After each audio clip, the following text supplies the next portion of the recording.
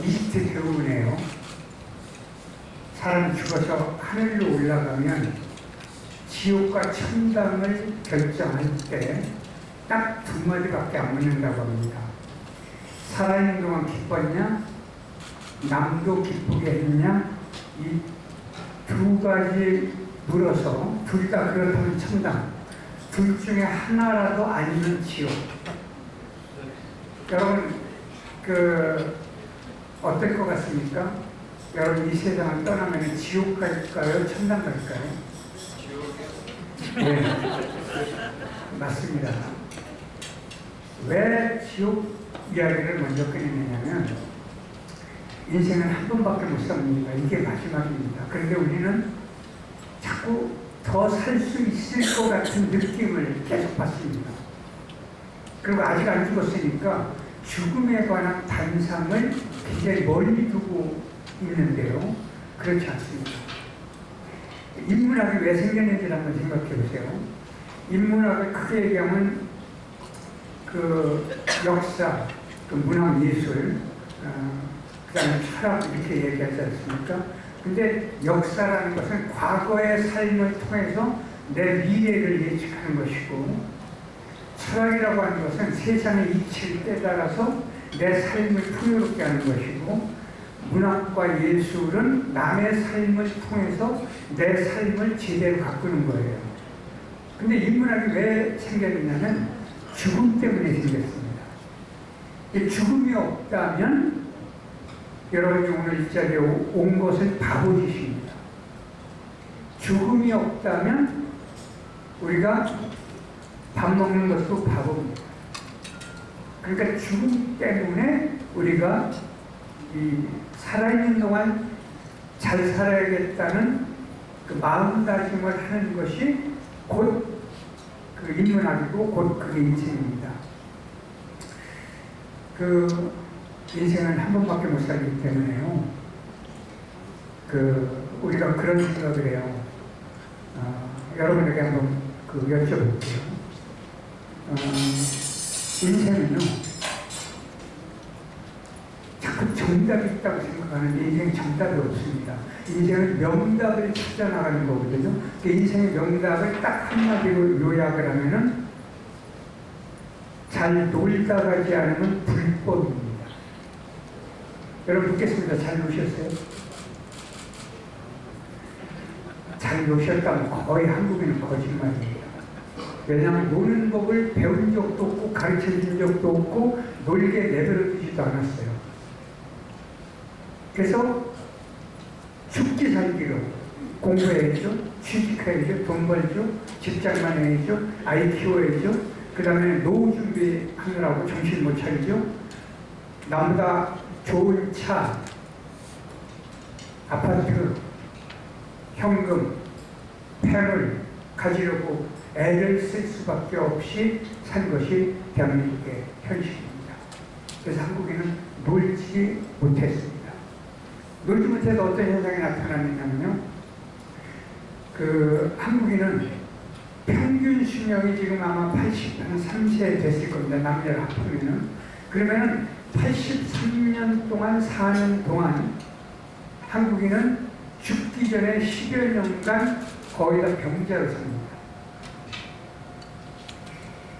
벌써 한 5, 6년 전 조사인데요. 심사평가원에서 조사한 기록을 보면은 한국인이 1년간 5천만 명이 사용한 의약품 총액이 얼마인 줄 아세요? 무려 22조 원이나 됩니다. 그만큼 한국인은 거의 병자로 사는 기간이 너무 길었는데, 여러분 댁에 가서 한번 보세요.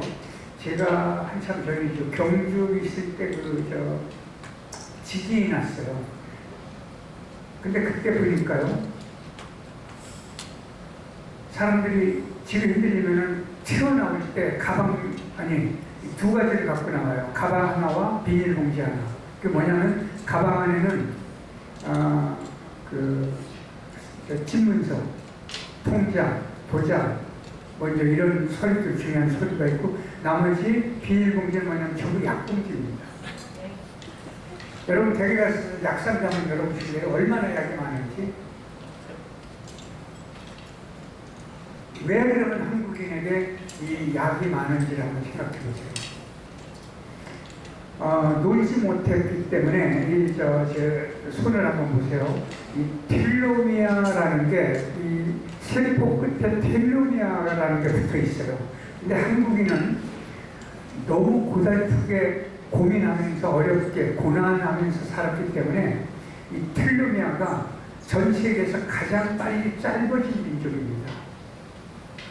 그럼 텔로미아가 짧아지면은 성인병이 빨리 오고, 그 다음에 그 주름살이 깊어지고, 그 다음에 이제 저처럼 머리카락이 하얘지고, 그 다음에 그 노후에 그 병자로 사는 기간이 깊어집니다. 자, 그래서 잘 놀다 가지 않으면 불법이라고 말씀드렸는데, 그러면 여러분 한번 여쭤보겠습니다. 요즘 아마 유튜브나 뉴스를 보시면 굉장히 머릿속이 아마 복잡할 거예요. 여러분, 세상이 지금 복잡할까요? 편안할까요? 예? 복잡해? 그러면 세상이 복잡할까요? 내 머릿속이 복잡할까요? 예, 내가 복잡한 겁니다. 그럼 왜 복잡하냐? 여러분이 지금 가지고 계시는요, 휴대폰만 내려놔도 덜 복잡해요. 저 같은 경우요, 어디 급하게 나가다가, 휴대폰을 구두 신는 쪽에다 놓고 그냥 온 거예요. 가다가 마음이 급해가지고 운전하는 사람에게 휴대폰을 빌려서 전화를 걸어봐요. 그럼 집에서 받아요. 그러면 몇 시간 동안 집에 갈 동안 궁금한 거 투성이에요. 근데 집에 가서 여러 번 빌게 하고 없어요. 그러니까 그만큼 지금 우리가 뭐에 매달려 있냐면 세상사에 매달려 있다, 이렇게 생각하시면 돼요. 그러니까 이걸 그러면 벗어나야 되느냐? 벗어날 필요가 없어요. 그걸 어떻게 잘 끌어안고 사느냐가 그 사람의 인생이다, 이렇게 생각하는 거예요. 조금 전에 사장님 모시고 식사를 하면서 그런 얘기를 했는데요.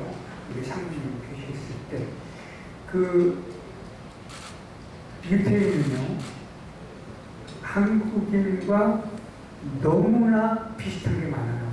유대인은 제가 메모를 해가지고 하는데, 티쿤 올람이라고 해가지고 더 나은 세상, 내가 태어날 때보다 더 나은 세상을 내가 살아있는 동안 만들자 하는 것이 티쿤 올람이고요. 그 다음에 한국인은 홍익인간이에요. 그러니까 널리 이롭게 하면서 살자. 이 두 정신 때문에 한국과 유대인이 인구가 적고 좁은 땅덩어리에서 지하자원 없으면서 이렇게 번성한 민족이 됐다, 이렇게 이야기합니다. 여기 보세요. 대한민국은요, 전태기국 국가였죠. 식민지였죠. 동족 상잔 전쟁을 했죠. 강대국 틈바구니에 끼어 살았죠.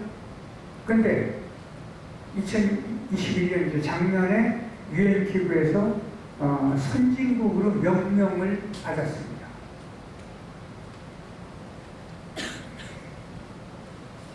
세계인이 볼 때는 기적을 이룬 거예요. 심지어는 이런 이야기를 해요. 한국에 와 있는 외국인들이요, 한국에서 보면은 한국인들이 미국에 와서 살 때요, 아무 기술도 없이 미국에 와서 2년만 있으면 자동차를 산대요. 5년만 있으면 직장만을 한대요. 아무 기술이 없는데.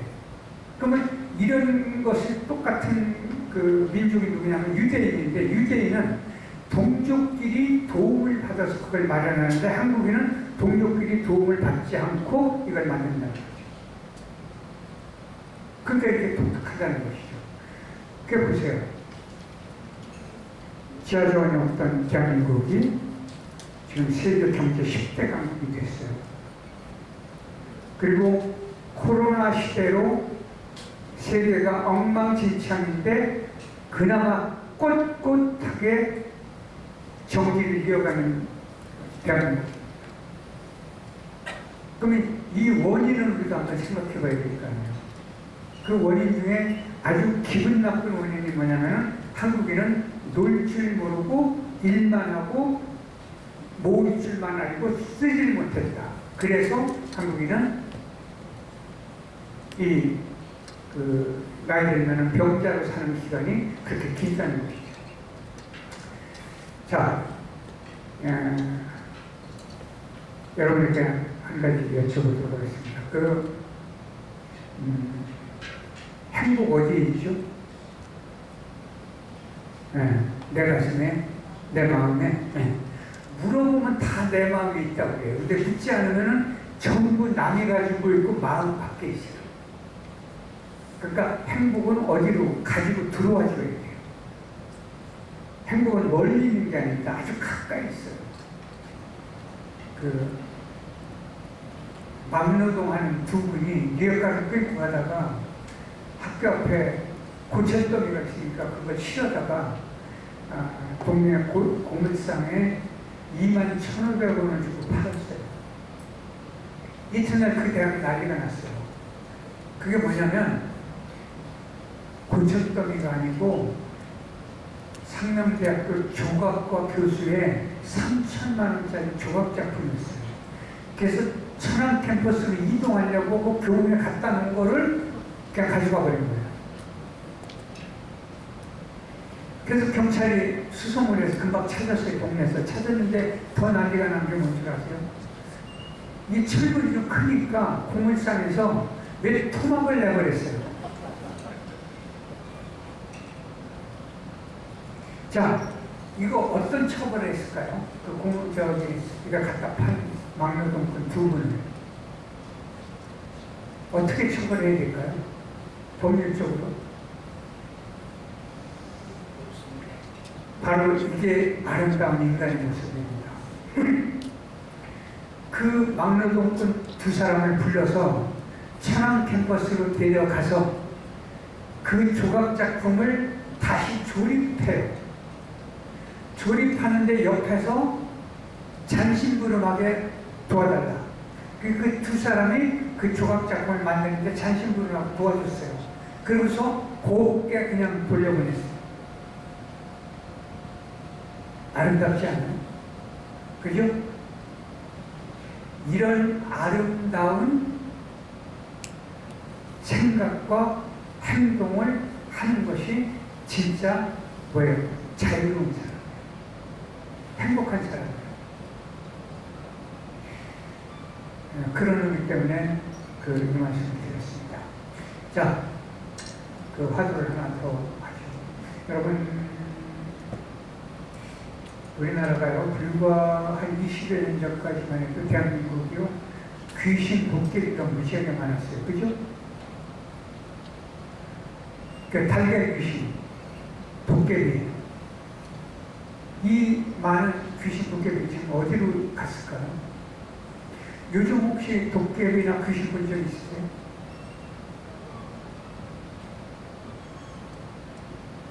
그 많던 귀신이 다 어디로 갔을까요? 저 천정 한번 쳐다보시게요. 천정. 전기불 때문에 대한민국 전체가 밝아졌어요. 더군다나 20여 년간 지방자치 제도가 숙성이 되면서 전국이 전부 환해졌습니다. 그래서 귀신 도깨비가 싹 사라졌습니다. 그럼 귀신은요, 한번 여쭤볼게요. 만약에 이 건물에서 귀신이 나왔다면요, 한번 보세요.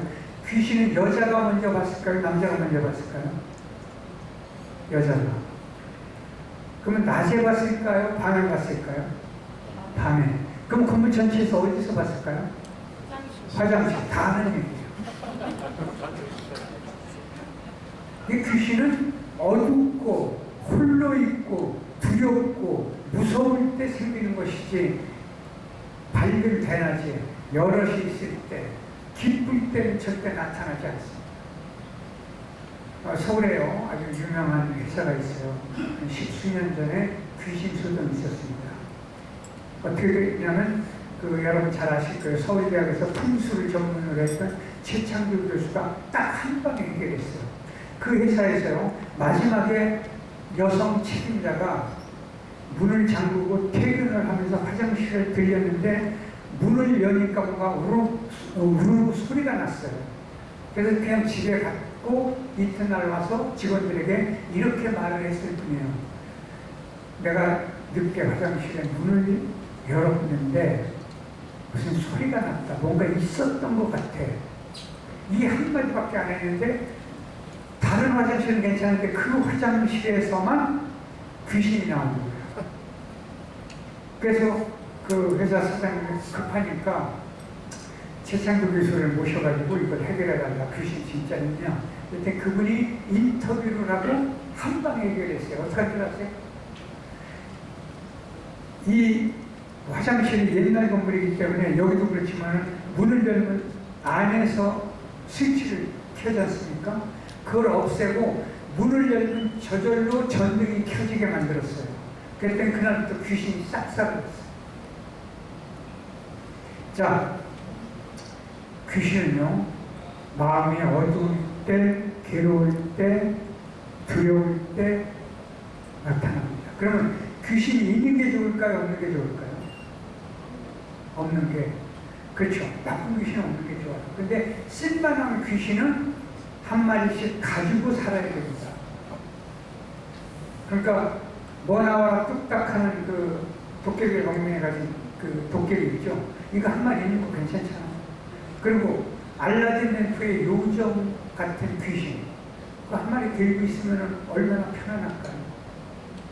그래서 그런 귀신은 가지고 살아요.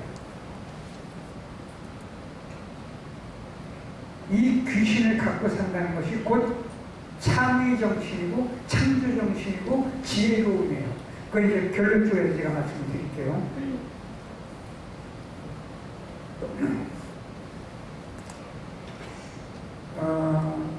하나만 더 얘기하고 이제 결론을 가겠습니다. 경북 예천에 가면은요, 말무덤이라는 게 있어요. 뭐냐면, 타고 다니는 말의 무덤이 아니고, 사람이 입으로 하는 말의 무덤이에요. 그래서 한자로는 언촌이라고 그래요. 왜 생겼느냐? 임진왜란때 그가 인심이 좋다고 그랬는지 여러 곳에서 피난민이 왔는데 피난민이 뭘 가지고 왔겠어요? 지금 좀 자동차나 텐트가 없을 때니까 뭐예요? 그냥 짊어지고에 끌고 왔으니 양식 금방 떨어지죠? 비 오면은 청원 밑으로 가야죠? 배고프니까 어떻게 돼요? 남의 밭이나 남의 산으로 갈 수밖에 없죠? 그래서 동네가 시끄럽고 욕지거리가 많이 생기니까 선비들이 모여가지고 아이디어를 낸 게 뭐냐? 큰 바위 2개를 마을 중앙과 입구에 옮겨가지고 제갈바위라고, 그게 입을 닫으라는 거죠. 제갈 물린다는 거죠. 그 다음에 주고받았던 욕지거리와 나쁜 말들을 그 지방 있죠. 제사 지낼 때 쓴 지방에다가 썼어요. 써가지고 구겨서 방바닥에 넣어놓고 큰 사발을 엎어놨어요. 근데 이게 애들이 깰 수가 있으니까 어떻게 돼요? 그 위에다가 흙으로 이렇게 무덤처럼 쌓기 때문에 이걸 말무덤이라고 해요. 그날부터 이 동네가 조용해지기 시작했어요. 그러니까 뭐냐? 여러분 가슴 속에 있는 두려움, 아픔, 괴로움, 고난 이거를 구겨서 묻어야 돼요. 그러면 묻으려면 근본을 알아야 묻을 수가 있지 않습니까? 그래서 말씀드려요. 여러분, 저도 해봤는데요. A4 용지나 공책 좋아요. 거기다 가능한 연필로 아니면 볼펜을 쓰셔도 돼요. 오늘이거나 내일이거나 좋아요. 언제든지 문을 잠그고 밖에 누가 있으면 없을 땐 혼자 거기다가요. 이런 식으로 쓰시면 안 돼요. 지금 여러분들 아마 그 나이대로 보면 일기 쓰는 분 아마 없죠. 지금 메모는 하는 분이 있어도 일기라는 것은요 남의 볼 가능성이 너무 많기 때문에 사기를 치지 않은 일기 있는 그대로 쓰면 이게 악당이 됩니다. 그래서 여러분도 저나 일기 쓸 때 보면 뻔하잖아요. 사기를 칠 수밖에 없죠. 그렇게 쓰시지 말고 오늘부터 내가 죽는 날까지 하고 싶은 거, 갖고 싶은 거, 욕심나는 거, 그 다음에 욕정 있죠. 육신의 욕정까지도 한번 써보세요. 100가지를 한번 써보세요. 100가지 쓰려면 이렇게 쉬울 것 같지만 어렵습니다. 저는요, 한 4, 50개 쓰면 끝날 줄 알았더니 100개가 넘더만요. 그걸 쭉 한번 써보세요. 써서, 이게 제가 욕정까지도 쓰라고 그랬어요. 그러니까 결혼을 했다고 내가 갖고 싶은 사람, 만나고 싶은 사람 있을 거 아니에요? 그런 것까지도 한번 다 써보세요. 100가지를 써놓고 한번 읽어보고 난 뒤에 어떻게 하느냐. 저는요, 마당 있는 집이니까 찢어가지고 꽃밭에 묻고 물을 부어버렸어요. 그러면 금방 사고요. 연필을 썼습니다. 그럼 볼펜으로 써도 좋아요. 어떻게 하느냐. 여러분, 아파트나 이런 데 사시면은요, 집안에 화분이 있을 거예요. 오래 갈 수 있는 화분이 있죠. 그걸 이렇게 조금 파고 거기다 찢어서 넣고 물을 부어버리세요. 그럼 금방 사가서 아무도 볼 수가 없어요. 나만 알아요. 그러면 그 화분을 볼 때마다 내 욕구와 욕정과 희망사항과 죽기 전에 하고 싶은 것이 무엇이 써있는가를 늘 느끼게 됩니다. 그렇게 한번 해보세요. 그러면 비로소 내 존재를 알게 돼요. 내 존재를 알아야 그다음부터 나를 바꿀 수가 있습니다. 자, 이제 결론으로 가겠습니다. 여러분,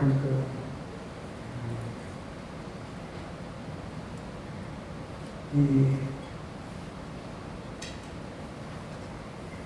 5만원권이 신사임당이죠. 5천원권이 율곡 선생이죠. 이게 어머니와 아들인데요. 이 두 사람의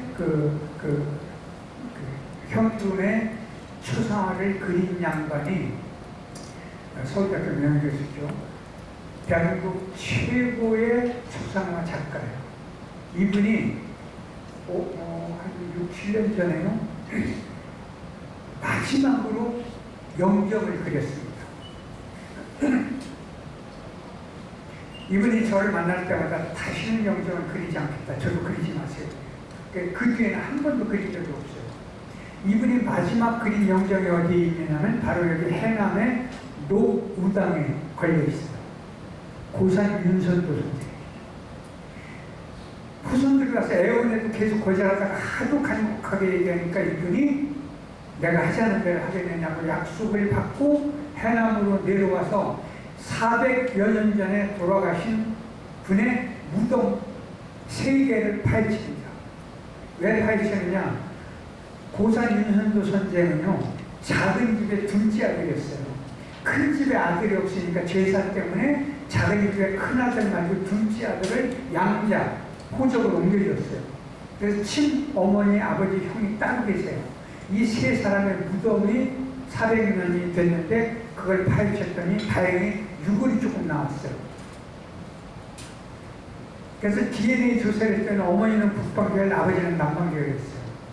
근데 XY보다 XX가 유전자가 강하기 때문에 어머니 쪽을 선택해서 3D 영상 작업을 했습니다. 근데 3D 영상 작업하면 이렇게 사물이요, 전체가 다 나오지 않습니까? 뒷머리까지. 그리고 그리느냐 못 그려요. 그래서 어구사시사, 오후가 되면 다 낭송하고 향과 촉을 펴놓고 몇 개월 동안 절만 합니다. 이걸 초혼이라고 해요. 혼을 불러드리는 거예요. 무당용하고 같습니다. 그때 몇 개월 지나니까 영상이 쫙 떠올라요. 그래서 그때부터 그래요. 이때 영상이 확실하게 떠오르는 것을 접심이라고 해요. 힘을 접했다는 것이죠. 그리고 나서 그리는 데만 무려 4년이 걸렸습니다. 4년 뒤에 후손들에게 통보하니까 와서 후손들이 보고 찬독을 해요. 그래서 닷새 후에 봉헌식을 올리기로 약속했는데 초상화를 못 가져가요. 왜? 화가의 몸속으로 들어온 혼이 안 나가가지고 이 화가 선생님이요 밥도 못 먹고 눈이 풀리고 이래요. 이거 병원 가서 났을 게 아니에요. 자기가 풀어야 돼요. 그래서 벽에다가 초상화를 걸어놓고 다시 향과 추를 켜놓고 떠나시라고 절을 해요. 이게 뭐냐면은 첨배라고 해요. 이 첨자가 무슨 첨자냐면 경주에 가면 첨성대 있죠. 바로 그 첨자가 눈목변에 이렇게 말씀으로 끝나는 이 첨자는 우러러 올려다볼 첨자예요. 이게 첨성대는 밤하늘의 별을 우러러 올려다보는 대가 첨성대예요. 그랬더니 딱 떠나는 순간 화가가 쓰러져서 못 일어나요.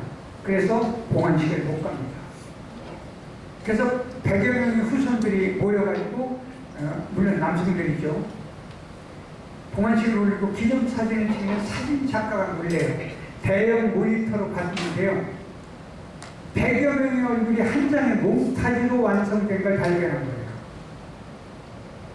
이게 DNA라는 거예요. 자, 이걸 입증할 수 있는 얘기요. 여러분 그 외국 여행을 가시면 쓱 보면은 저 사람 한국인 같다 그러면 한국인인 경우가 많죠. 그 다음에 애들 그 운동회 때 가보세요. 얘가 얘들 부모구나. 이거 대본에 맞추죠. 이게 DNA예요. 자, 이걸 입증할 수 있는 게 하나 더 드릴게요. 옛날 그 구중궁궐의 왕의 초상을 어진이라고 그러죠. 이걸 어진을 왕의 얼굴을 그린 사람을 뭐라고 그러냐면 화가라고 하면 안 돼요. 스승사자를 붙여서 화사라고 해야 돼요. 그러면 왜 이렇게 죽을 때까지 화사를 존중해 주는 줄 아세요? 바로 고난과 시련을 통해서 득도를 했다라는 의미예요. 그러니까요, 시련과 고난이 없는 인간은 이야기거리가 없는 거고, 이야기거리가 없는 인간은 말하자면 지혜롭기도 어렵고 자유롭기도 어렵고 행복하기도 어려워요.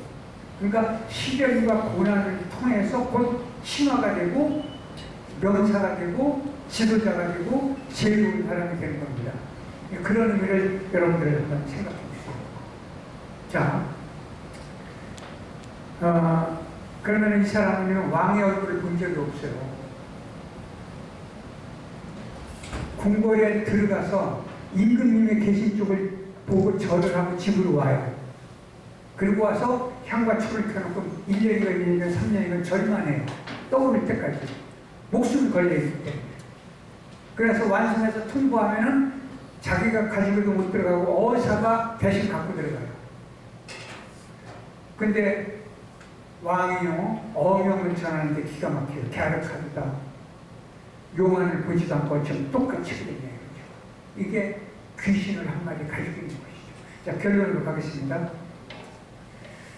한마디 하고 결론으로 가죠. 여러분, 오늘 이제 끝나고 가시면서 기분 좋으니까 내가 소주 한번 쏠게. 그럼 여러분 신용카드 주실 거 아니에요? 그러면은 여러분, 내가 돈을 썼다고 생각하시지 말고 내가 세상의 주인이니까, 오직 하나밖에 없는 주인이니까 내가 신사임당도 내 맘대로 했고, 그죠? 세종장도 내 맘대로 했고, 외국에 가면 초대 대통령, 황제도 다 내 맘대로 한다. 이거 하나만 가지셔도 여러분 살맛이 납니다. 애들 용돈 줄 때도 신사임당 준 거로 생각하시고. 자, 결론입니다. 드라마나 영화를 보면은, 왕이 나오는 드라마나 영화를 보면은 꽃병이 많죠. 거기 꽂혀있는 꽃은요, 생화가 꽂혀있으면 가짜입니다. 전부 가짜 꽃이에요. 궁궐의 꽃은 우리나라에서. 왜 가짜 꽃이냐? 이것을 이제 채화라고 해요. 궁궐의 꽃은 아름다운 꽃은 백성이기 때문에 절대 꺾으면 안 돼요. 우리 민족이 이렇게 아름다운 민족이었어요. 그래서 짧은 시간에 대한민국은 선진국이 된 겁니다. 이 정신 때문에. 지금 정치하고는 다른 거예요. 자, 이 밀랍, 비단, 한상무시 이런 걸로 이제 저거 만들어요. 이 가짜 꽃을, 이 채화를. 그래서 왕자 공주 결혼할 때 내국 사신이 왔을 때 전부 바꿔요. 6만 송에서 8만 송이를 바꾸거든요. 이 가짜 꽃이 바꾼 날 벌과 나비가 날라올까요, 안 올까요? 날라오면 얘들은 제정신 아닌 애들이겠죠. 근데 놀라지 마세요. 꽃 바꾼 날에요. 벌과 나니까 무수히 날라와요. 왠 줄 아세요? 진짜 꽃술을 따서 물에 개어서, 아니 꿀에 개어서 가짜 꽃술에 발라놨기 때문에. 여러분은요, 이 땅에 여러분들이 고생을 해서 이 땅을 이렇게 꿀이 넘치게 아름답게 만든 사람들이 바로 이 자리에 찬란한 꽃들이 이 자리에 계신 거예요. 그러니까 여러분, 오늘부터 더 재밌게 신나게 사셔서 더 찬란한 꽃이 꼭 되어주시기 바랍니다. 시간이 돼서 대충 이걸로 마무리하겠습니다. 경치해 주셔서 행복했습니다. 고맙습니다. 큰 박수 부탁드립니다.